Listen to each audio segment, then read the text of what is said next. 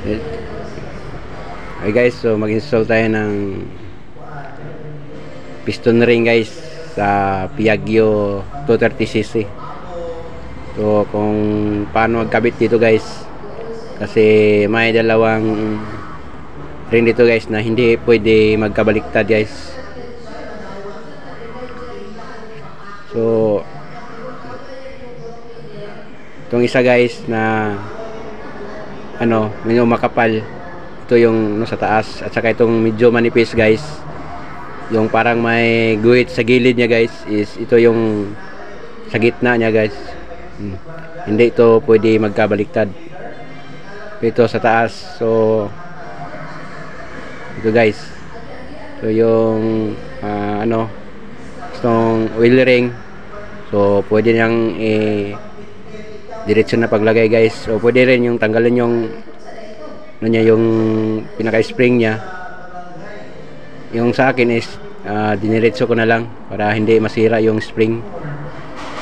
So yan guys, so madali lang to guys.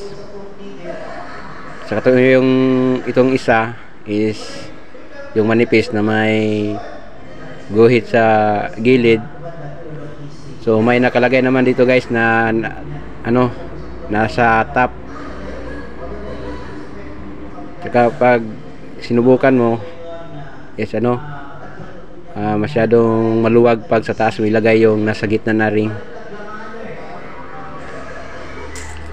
Ito lang guys, para hindi magkabaliktad, may nakalagay dito na arrow o yung pangalan na top.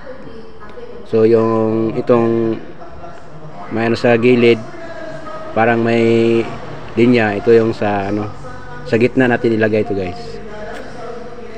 Yan. So dahan-dahan lang to guys. So di lang tayo magmadali kasi mura lang to guys. Easy lang guys, easy. Yan. Yan.